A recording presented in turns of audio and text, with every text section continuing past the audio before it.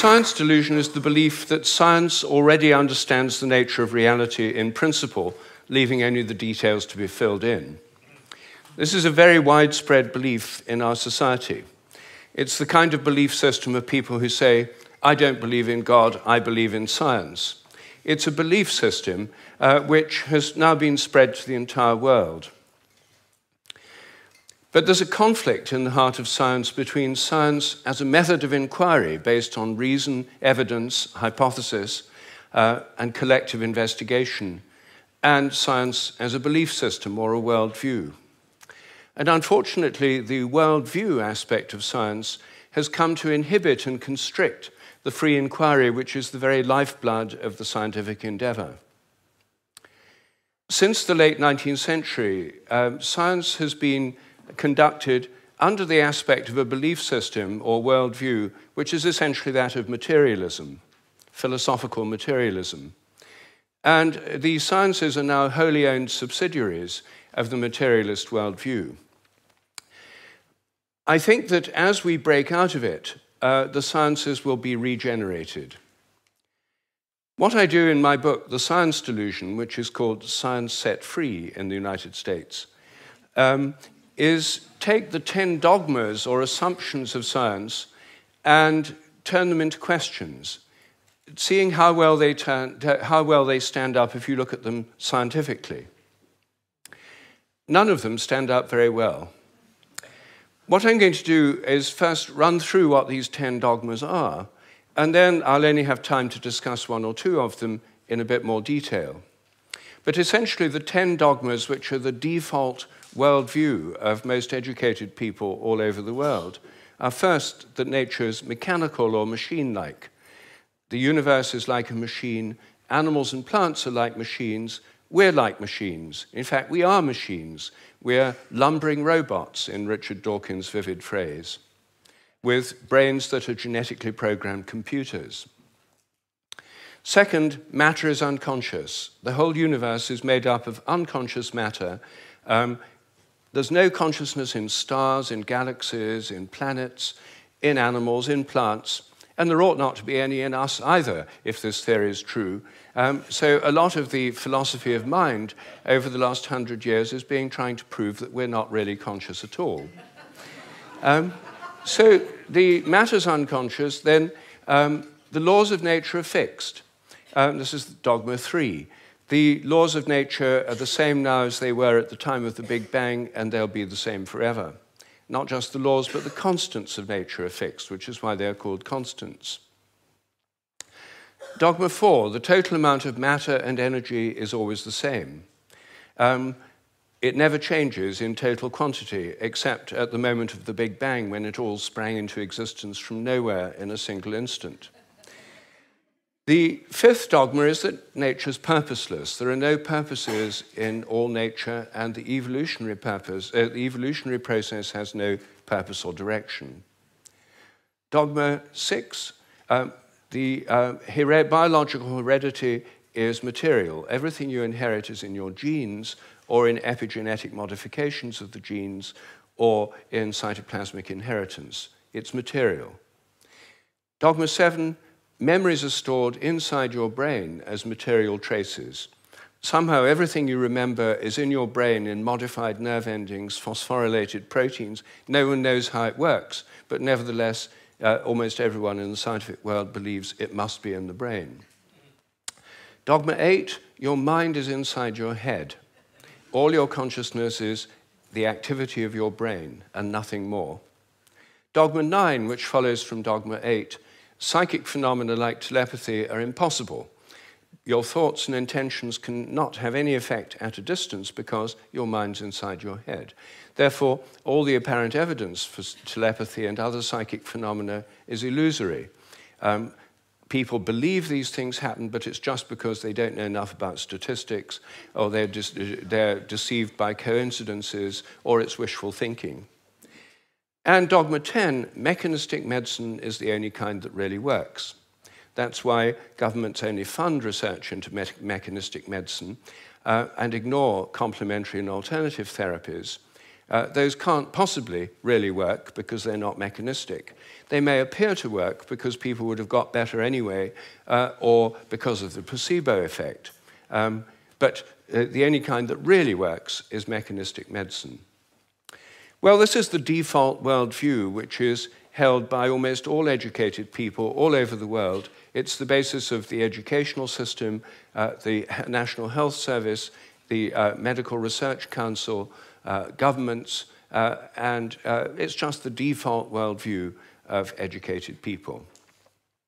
But I think every one of these dogmas is very, very questionable. And when you look at it, they fall apart.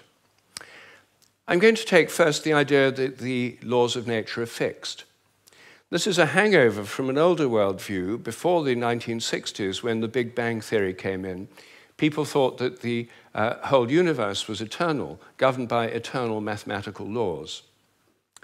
When the Big Bang came in, then that assumption continued, even though the Big Bang revealed a universe that's radically evolutionary, about 14 billion years old, growing and developing and evolving for 14 billion years, growing and cooling, and more structures and patterns appear within it. But the idea is all the laws of nature were completely fixed at the moment of the Big Bang, like a cosmic Napoleonic code. As my friend Terence McKenna used to say, modern science is based on the principle, give us one free miracle and we'll explain the rest. And the one free miracle is the appearance of all the matter and energy in the universe and all the laws that govern it from nothing in a single instant. Well, in an evolutionary universe, why shouldn't the laws themselves evolve? After all, human laws do, and the idea of laws of nature is based on a metaphor with human laws. It's a very anthropocentric metaphor. Only humans have laws. In fact, only civilized societies have laws. As C.S. Lewis once said, to say that a stone falls to earth because it's obeying a law makes it a man and even a citizen. It's a metaphor that we've got so used to, we forget it's a metaphor. In an evolving universe, I think a much better idea is the idea of habits. I think the habits of nature evolve. The regularities of nature are essentially habitual. This was an idea put forward at the beginning of the 20th century by the American philosopher C.S. Peirce. And it's an idea which various other philosophers have entertained, and it's one which I myself have developed into a scientific hypothesis, the hypothesis of morphic resonance, which is the basis of these evolving habits. According to this hypothesis, everything in nature has a kind of collective memory. Resonance occurs on the basis of similarity. As a young giraffe embryo grows in its mother's womb, it tunes in to the morphic resonance of previous giraffes. It draws on that collective memory. It grows like a giraffe, and it behaves like a giraffe because it's drawing on this collective memory. It has to have the right genes to make the right proteins, but genes, in my view, are grossly overrated. They only account for the proteins that the organism can make, not the shape or the form or the behavior. Every species has a kind of collective memory. Even crystals do. This theory predicts that if you make a new kind of crystal for the first time, the very first time you make it, it won't have an existing habit.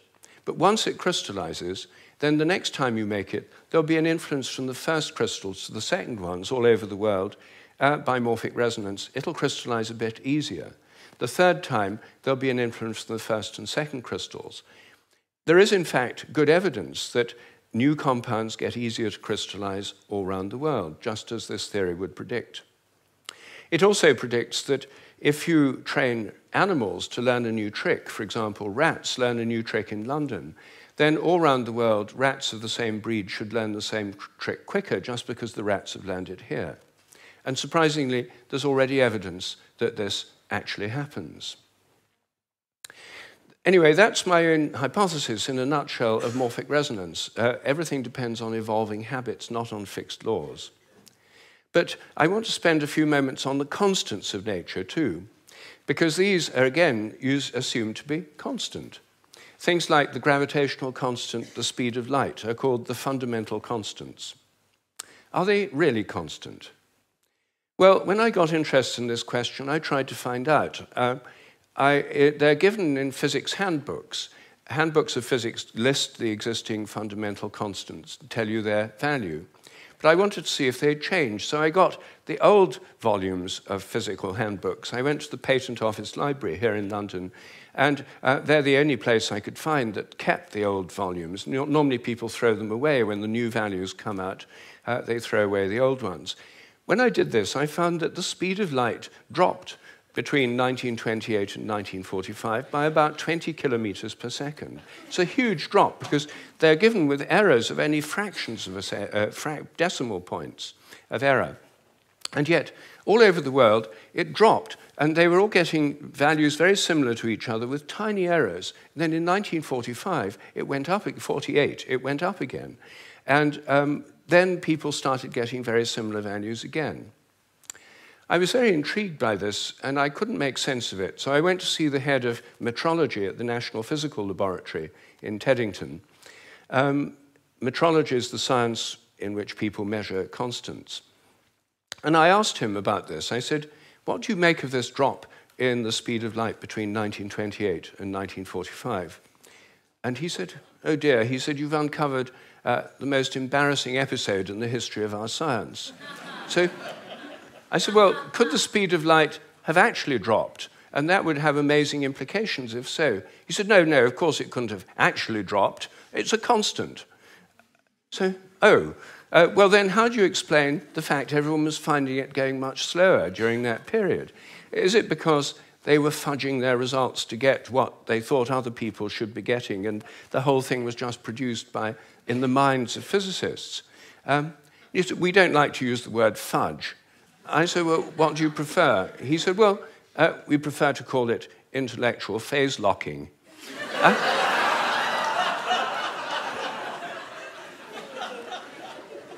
So I said, well, if it was going on then, how can we be so sure it's not going on today? And that the present values are produced by intellectual phase locking. And he said, oh, we know that's not the case. I said, how do we know? He said, we've solved the problem. And I said, well, how? He said, well, we fixed the speed of light by definition in 1972. So I said, but it might still change. He said, yes, but we'd never know it because we've defined the meter in terms of the speed of light. So the units had changed with it. So he looked very pleased about that. They'd fixed that problem. But I said, well, then what about big G, the gravitational constant known in the trade as big G? It's written with a capital G, Newton's universal gravitational constant. That's varied by more than 1.3% in recent years. And it seems to vary from place to place and from time to time.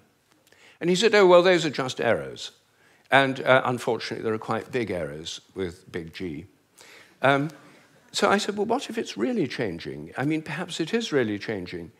And then I looked at how they do it. What happens is they measure it in different labs. They get different values on different days, and then they average them.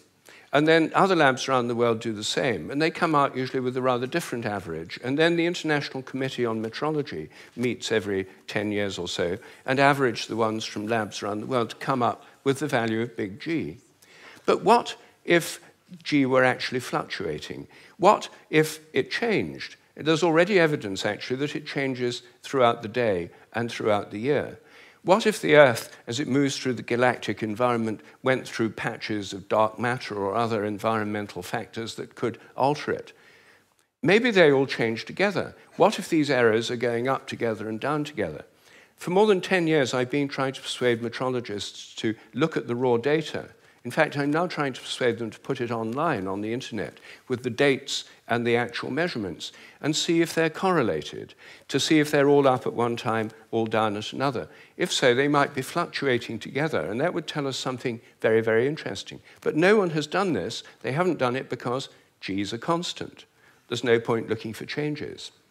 You see, here's a very simple example of where a dogmatic assumption actually inhibits inquiry. I myself think that the constants may vary quite considerably, well, within narrow limits, but they may all be varying. And I think the day will come when scientific journals like Nature have a weekly report on the constants, like stock market reports in newspapers. You know, this week, big G was slightly up, the charge on the electron was down, the speed of light held steady, and so on. That's one area, just one area where I think thinking less dogmatically could open things up. One of the biggest areas is the nature of the mind. This is the most unsolved problem, as Graham just said, that science simply can't deal with the fact we're conscious. And it can't deal with the fact that our thoughts don't seem to be inside our brains. Our experiences don't all seem to be inside our brain. Your image of me now doesn't seem to be inside your brain, yet the official view is there's a little Rupert somewhere inside your head, and everything else in this room is inside your head. Your experience is inside your brain. I'm suggesting actually that vision involves an outward projection of images. What you're seeing is in your mind, but not inside your head. Our minds are extended beyond our brains in the simplest act of perception. I think that we project out the images we're seeing, and these images touch what we're looking at. If I look at you from behind, you don't know I'm there. Could I affect you? Could you feel my gaze? There's a great deal of evidence that people can. The sense of being stared at is an extremely common experience, and recent experimental research suggests it's real. Animals seem to have it too. I think it probably evolved in the context of predator-prey relationships. Prey animals that could feel the gaze of a predator would survive better than those that couldn't. This would lead to a whole new way of thinking about ecological relationships between predators and prey, also about the extent of our minds. If we look at distant stars, I think our minds reach out in a sense to touch those stars and literally extend out over astronomical distances. They're not just inside our heads. Now, it may seem astonishing that this is a topic of debate in the 21st century. We know so little about our own minds that where our images are is a hot topic of debate within consciousness studies right now. I don't have time to deal with any more of these dogmas, but every single one of them is questionable. If one questions it, new forms of research, new possibilities open up. And I think as we question these dogmas that have held back science so long, science will undergo a reflowering, a renaissance. I'm a total believer in the importance of science. I've spent my whole life as a research scientist, my whole career. But I think by moving beyond these dogmas, it can be regenerated. Once again, it can become interesting and, I hope, life-affirming. Thank you.